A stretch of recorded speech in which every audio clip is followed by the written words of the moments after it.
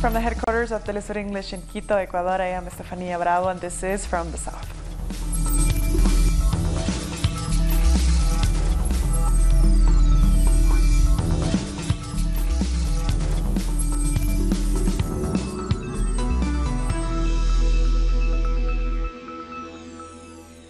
Today we begin in Venezuela, where thousands of citizens have rallied in capital Caracas against foreign intervention attempts. Social and political movements have marched towards the presidential palace to show their support for the government. They say the Venezuelan people will resist despite the media and economic campaign against the country. Our correspondent in Caracas, Luis Tavera, tells us more. Social and political movements and citizens have gathered in the capital of Caracas to march towards the Miraflores Palace to protest against interference attempts pushed by some international bodies and foreign governments. They say that they have promoted a media campaign in an economic war against the Venezuelan people.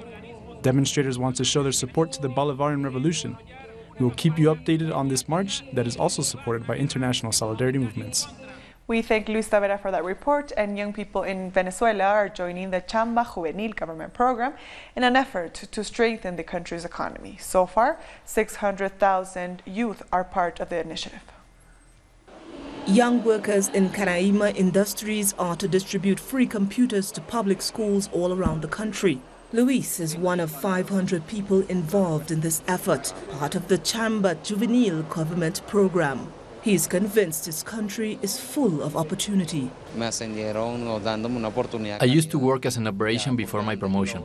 I tell the young people living the country that in other countries there are not many opportunities like here. Here we have professional growth. Young people in Venezuela are ready to lead the country by helping boost an economy without heavy oil dependency. I know we all have the potential to improve our country. The youth can support the economy. We have a lot to do here. Youth make up 30% of Venezuela's population. Most of them are in the public education system. Those involved with the program help recruit their peers. I love technology. Here I learned how to build a tablet and fix them as well. I invite all the young people to be part of this family and to build our country strong. Despite all the obstacles, we remain here to grow. More than 600,000 young Venezuelans are registered in the government program. 450,000 of them are already involved in the work and education sectors.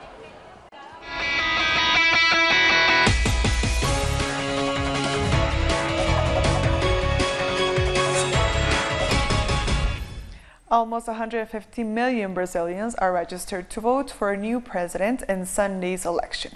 Our correspondent on the ground in Brazil is exploring whether policy reforms put forward by former Education Minister Fernando Haddad have impacted the sector. Education was one of the priority areas of both the Lula and Dilma Rousseff administrations.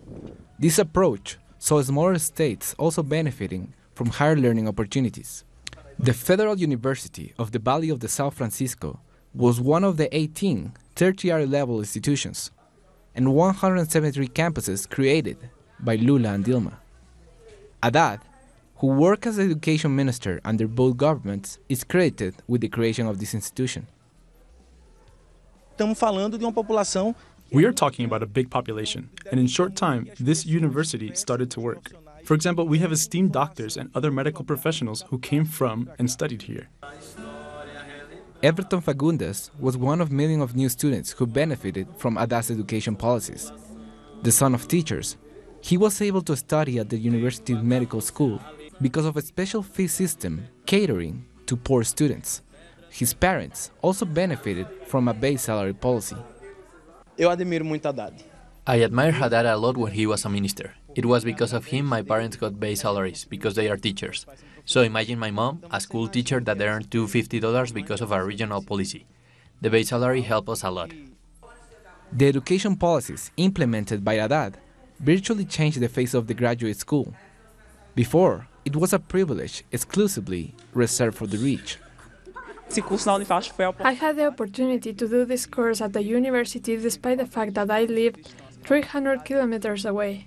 I had a grad diploma, but I had the opportunity to pursue my master's. Before that, this would neither be possible for me, nor countless others. In the next elections, not only will the president be voted in, but also the school system in this country. The university is located in the border of São Francisco, northeast of Brazil, between the cities of Petrolina in Pernambuco and Juazeiro in Bahia. Among these areas forgotten by the right wing is the strength of the Workers' Party and of Fernando Haddad, a force summarized in a man, Lula da Silva. If I see Lula, I would tell him to please come back to help us, help our schools, because only he improved the states of Ceará and Pernambucano. The sun goes down on the São Francisco River, a town waiting for better days. They are hoping for a government with a new vision for Brazil. And meanwhile, presidential candidates have held their last televised debate as their campaigns come to a close. 7 contenders took part in the debate hosted by Brazil's media giant TV Globo. The Workers' Party candidate Fernando Haddad promised to stabilize Brazil's budget while protecting the rights of workers and the poor. We will recover finances, but not in the manner that you want, to cutting and eliminating rights. You are doing away with workers' rights, you have ending social rights, supporting the government of Temer. From the outset, 4 ministers were named. Why doesn't the Workers' Party have ministers in the Temer government? While PSDB has 4 ministers. We have problems in foreign affairs. They even praised Bolsonaro and now you are criticizing him. They cannot end workers' rights in order to improve public accounts. That is very serious. You cannot give privilege to the people above as you did, approving a readjustment in the judiciary, which are the officials who earn the most, and wanting to put burden on the workers and eliminate the rights of people with disabilities. The Workers' Party will never do something like that. And Brazil's frontrunner, the far-right candidate Jair Bolsonaro, didn't turn up for the debate once again, citing ill health. But he was well enough to do a TV interview at the same time with the evangelical channel TV Record. He said he was recovering fantastically well from the stabbing that put him in hospital for much of the campaign. He called on supporters to help him win in the first round. We are on the final push. If each of you who is convinced to vote for me managed to win me a vote and a half more, we will settle it in the first round. And at the end of the month, on the 28th, everyone can go to the beach and have a barbecue. We will not have to vote. Our correspondent in Sao Paulo, Ignacio Lemus, was watching that final debate and brings us more. There are just 2 days to go until the presidential election, and the final debate has taken place on Globo TV, the channel with the biggest audience in the country. 7 candidates from different parties took part, with the notable absence of Jair Bolsonaro, the candidate who is leading the polls. He didn't take part, supposedly on advice from his doctors. Bolsonaro had already said he was against taking part in these debates, even before he was stabbed, and had to be taken into hospital and operated on. In the debate, most of the attacks were directed at Fernando Haddad, the candidate of the Workers' Party, who is running second in all the recent polls. So the other candidate clearly wanted to win some votes away from him. Economic policies were an important part of this debate, including the tax reforms proposed by Haddad and the Workers' Party. There were calls to reverse the neoliberal policies of President Michel Temer. For example, the freezing of social spending and the labor reforms, which have been promoted both by this president and his economic minister, Enrique Meireles, who is his candidate in this election. So that's the situation just 2 days before Brazil decides on Sunday. We thank Nacho Lemos for that report. Army General Hamilton Mourão, the running mate of Bolsonaro, has been campaigning in Sao Paulo. If we thought that we would have progress allied to democracy and freedom, we were deceived. We live in a succession of scandals, all linked to the diversion of resources from the nation safe. And earlier today, we spoke to independent journalist Mike Fox to explain Bolsonaro's popularity and the rise of the far right in Brazil. Well, obviously, you have to look back at the last 5 years. 2013, there was this massive push, protests, that then led to Dilma's impeachment 3 years later. It's been a slow rise. The growth of the evangelical movement has been huge, now 25% of the population. And in general, it's a very conservative movement with so-called family values, anti-LGBT, anti-abortion. And so it's the same cultural issues that you see in the United States. But more recently, Jair Bolsonaro has said he's going to rule with an iron fist. He wants to wipe the slate clean. He wants to flip things on its head. He's talked about draining the swamp, the Brazilian version of draining the swamp, very, very Trump-like language. And of course, he's talking about getting rid of the insecurity. That's been his big thing that he's been slamming home. He wants to arm people. He wants to put guns into good people's hands. And so this is kind of an allegory, a theme to kind of Donald Trump's the bad guys of Mexico. And so a lot of these things are very similar that we've been talking about. Also, a big thing that people are talking about is corruption. And this is something that people continue to bring up and again, because corruption is still endemic within Brazilian society. Despite the Petrobras and the car wash scandal, whatever else, you still have 2/3 of Congress, roughly, that voted for Dilma Rousseff's impeachment are themselves under investigation for corruption or crimes. And so he says he's going to come in, he's going to wipe corruption away, and people believe, they're really excited about his kind of no-holds-barred and his non-PC language. They really think he can come in and do this. And so you have these two diametrically opposed kind of ideologies for the country. One of them is extreme far right, Donald Trump style, but even more so because Jair Bolsonaro comes from the military. He was a captain in the military under the dictatorship. And so that's Jair Bolsonaro. The other one is kind of return to the left, the pink tide, poverty alleviation programs, and they're trying to decide on the future of Brazil. And in the middle, you have a lot of people that at this point are really just trying to figure out where they're going from here. We'll take a short break now. Join us in a few.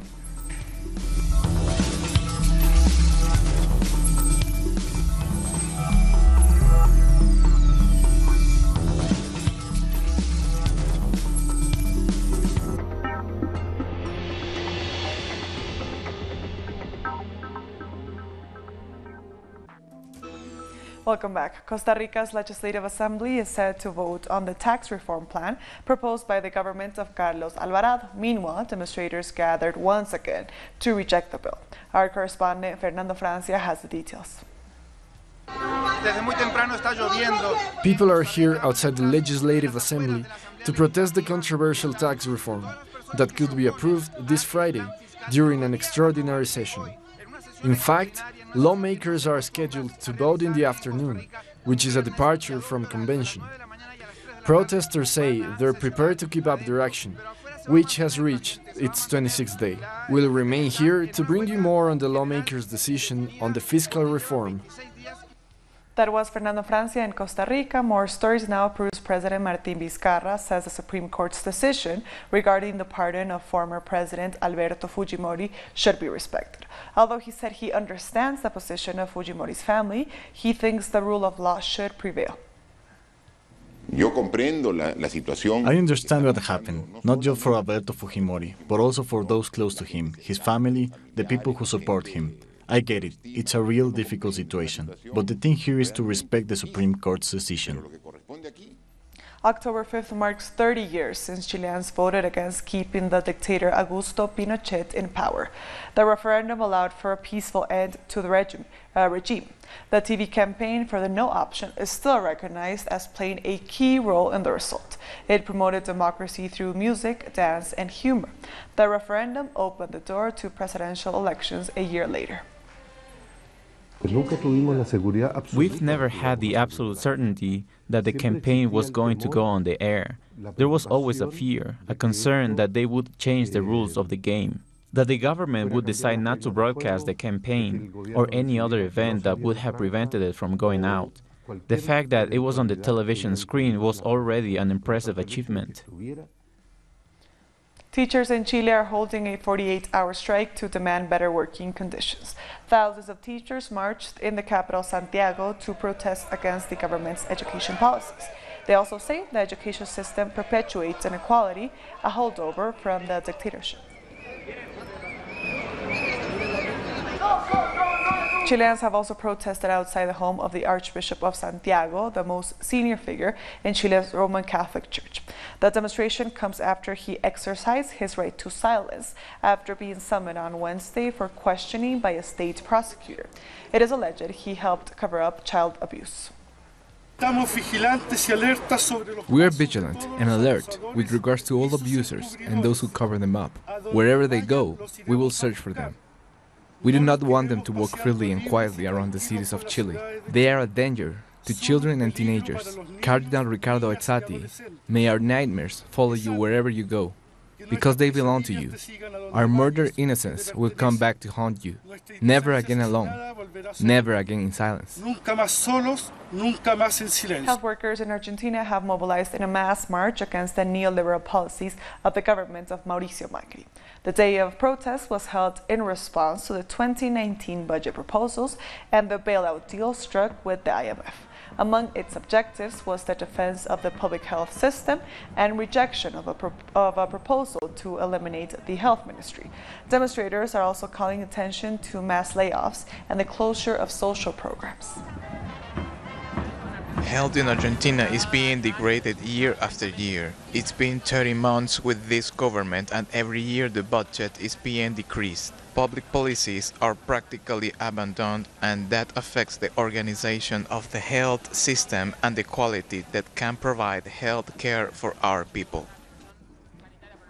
The last economic changes in Cuba are one of the main reasons behind the constitutional reform.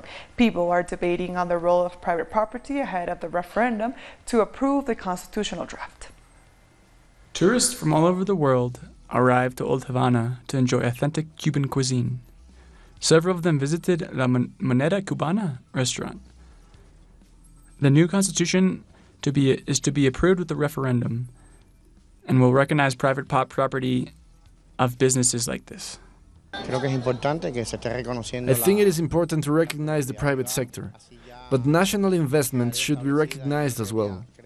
No one knows better what the country needs than our own people. I also think the cost of raw materials should reduce and also the wholesale market should be opened. Private businesses like La Moneda Cubana restaurant received teenagers and young adults to train them. Restaurants are educational spaces for students. Once they graduate, they will become part of the workforce. I think this has been achieved thanks to coordination between public and non-public sectors. For me, the government is fighting for a more equal and balanced society. We shouldn't be divided. We are all Cuban people and we must bet for a prosperous country. That's what the Constitution says. For this researcher, one of the main achievements of the constitutional draft is not to stigmatize private property. However, he considers that the relationship between public and non-public sectors needs to develop. He adds that the well-being of Cubans is above everything else. Cuban socialism nationalized the economy, but this has shown that this didn't work for small business. That's why I think we have to nurture this relationship. Communities are discussing the constitutional draft ahead of the debate in Parliament. Then, people will have to approve it in a referendum. The recognition of private property in the new Cuban Constitution has brought a great debate. People are wondering how the government will control property accumulation. For many, the new Constitution shouldn't forget socialism. To distribute wealth, first you need to generate it. A Venezuelan migrant born without legs is proving it is possible to overcome odds while living in Colombia. Alfonso Mendoza works as a rap singer. His disability hasn't stopped him from surfing and skateboarding. Abandoned by his parents, Mendoza thought of committing suicide, but now he shouts "Believe in yourself" to anyone who attends his motivational classes. We'll be back very soon. Stay with us.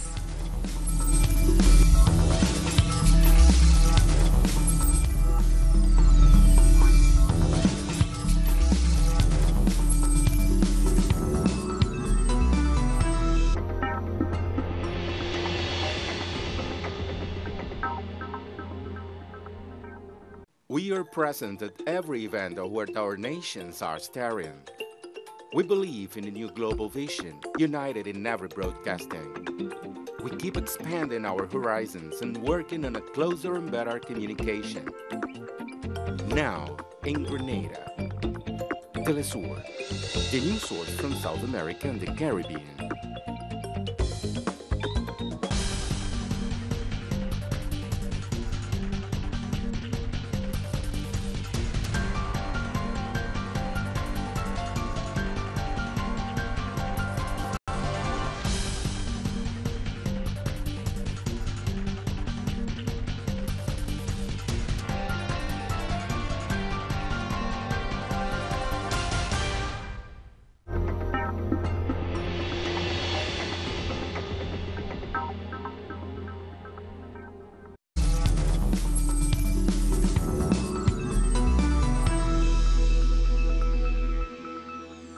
Welcome back. The 2018 Nobel Peace Prize has been awarded to Dr. Denis Mukwege and Nadia Murad for their efforts to end the use of sexual violence as a weapon of war and armed conflict.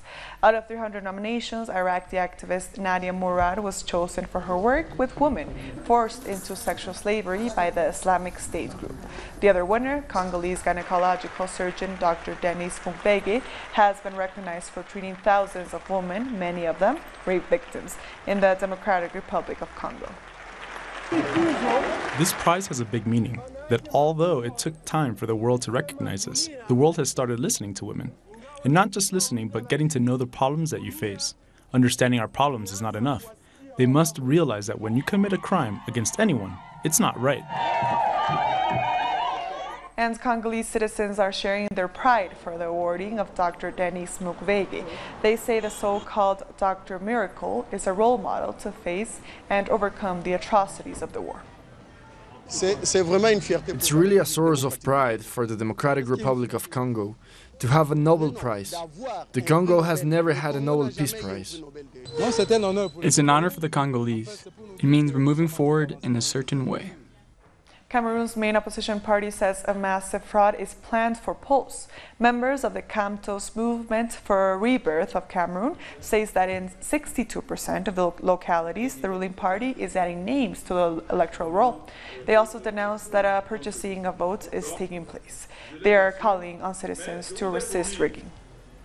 The ruling party is currently going door to door to collect voting cards for money, which is not normal, which presumes a massive fraud is underway. At least 3 Palestinians have been killed by Israeli forces during a protest in the Gaza Strip. A 12-year-old boy is among the victims, Palestinian officials have said. Thousands of Palestinians gathered for a weekly protest along Israel's border fence with the Gaza Strip. Israel's military says that Palestinians were throwing grenades, but no Israeli have been wounded. At least 3 minors have accused members of the UN peacekeeping mission of sexual abuse in the Central African Republic. The United Nations have confirmed that at least 1 person was involved. An investigation was carried after the accusations were filed on September 24th. The country of origin of the accused, Mauritania, has been asked to also open a case. And still in the Central African Republic, citizens are learning how the Special Criminal Court works through a play. Some 100 people attend the first performance, also aimed at raising awareness among Central Africans.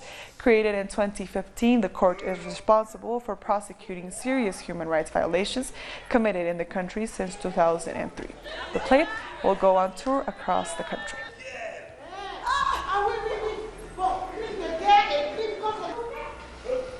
And with that story, we've come to the end of this news brief. For everything on Brazil's election, you can check out our special website. All you have to do is visit our website at telesurtv.net/English, then go in depth and click on the option Brazil Elections, everything you need to know.